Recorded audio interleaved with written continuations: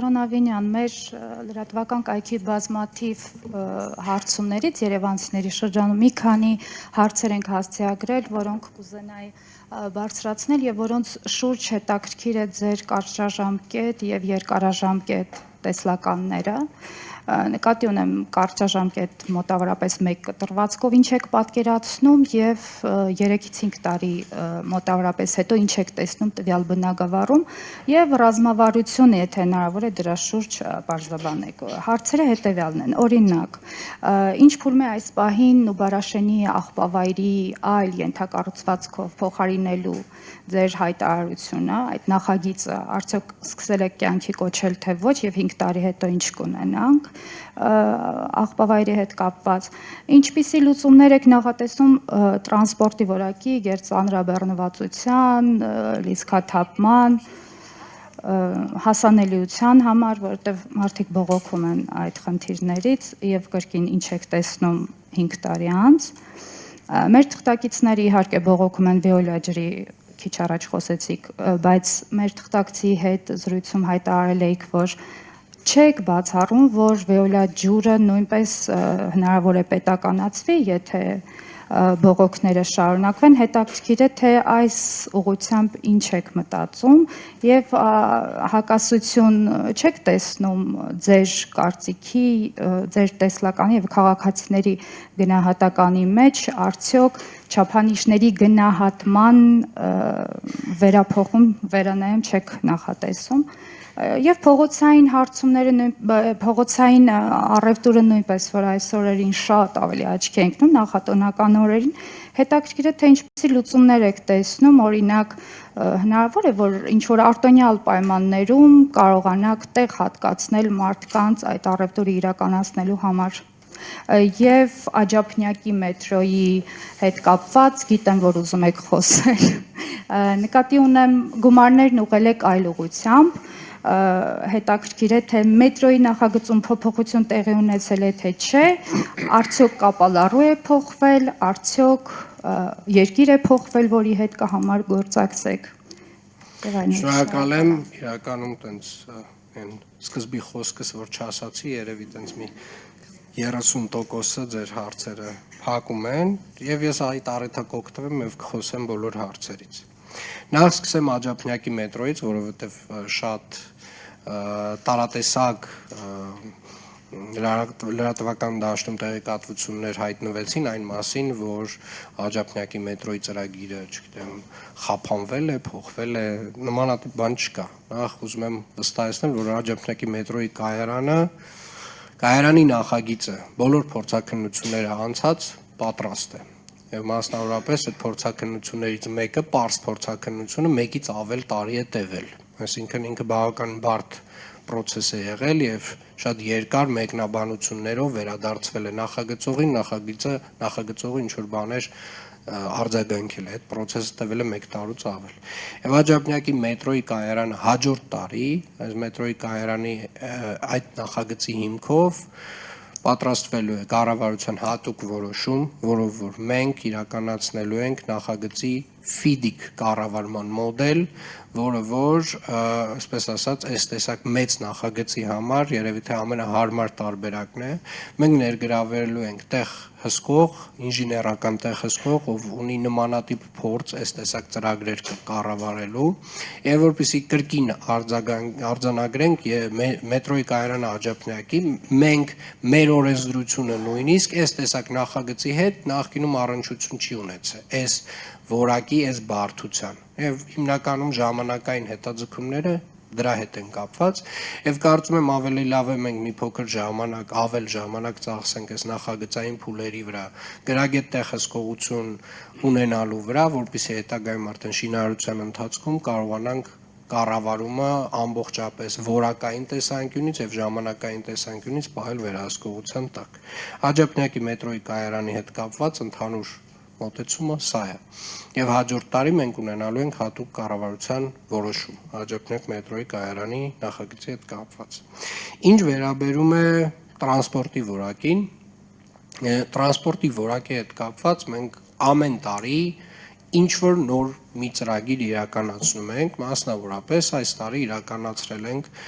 արդեն իսկ կնքել ենք պայմանագիր 45 նոր տրոլեյբուսների գնման առումով 12 մետրանոց, որոնք որ չափերով նույն մեր ման ավտոբուսների չափի են եւ նրանք մատակարարվելու են 2026 թվականին առաջին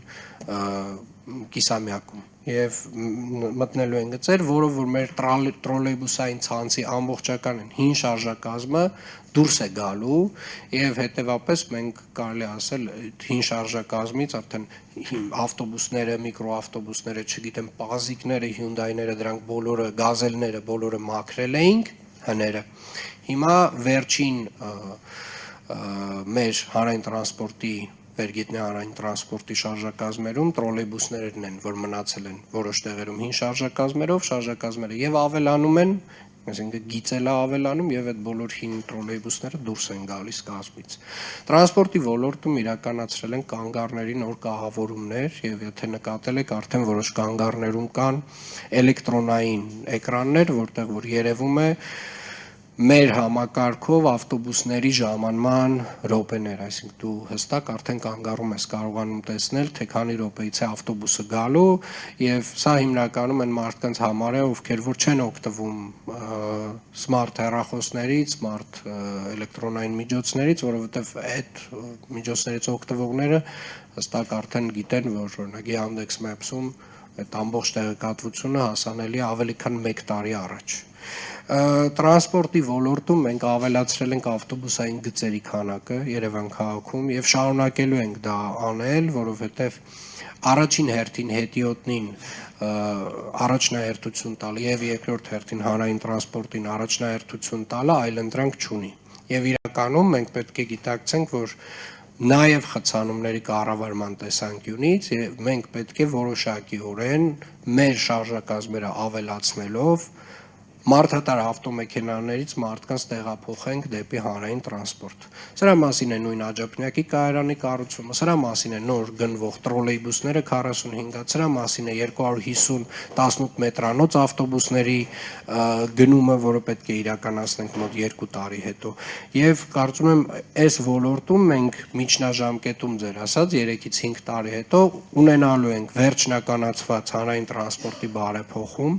ունենալու ենք ամբողջական շարժակազմ, որը որ պլանավորված էր այս քաղաքը սպասարկելու համար եւ ունենալու ենք ընթացքի մեջ աջափնյակի կայարանի շինարարություն։ Ինչ վերաբերում է Նուբարաշենի աղբավայրին, Նուբարաշենի աղբավայրում վերջին շրջանում կարճաժամկետն ասեմ, վերջին շրջանում մեծ ծավալի աշխատանք է արվել, կանոնակարգվել են բոլոր ավտոմեքենաների մուտքերը, որոնք որ ժամանակին, այսպես ասած, ինչ որ անկանոն ձևով տարբեր ընկերություններ, տարբեր բեռնատարներ էին մտցնում Նուբարաշենի աղբավայր եւ այնտեղ աղբ թափում։ Այդ ամեն ինչը կանոնակարգված է, բոլոր գումարները ուղղվում են նոր աղբավայր ՓԲ, այսինքն մուտքի համար հստակ գին է սահմանված,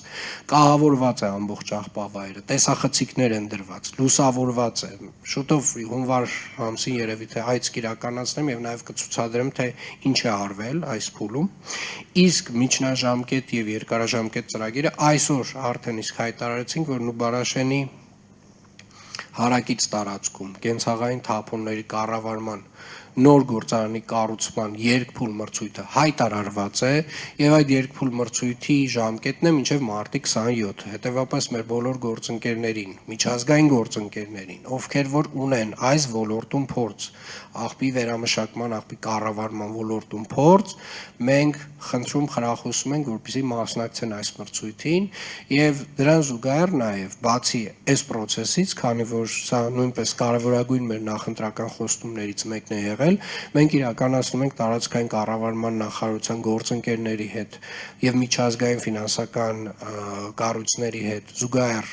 ծրագիր, որը որ նույնպես, այսպես ասած, մեր երկրորդ հնարավորությունն է այս ոլորտում լուծում տալու։ Որ ճանապարհով մենք ամենաարագ եւ արդյունավետ լուծումը ստանանք, մենք այդ ճանապարհով ենք շարժվելու։ Շնորհակալ եմ։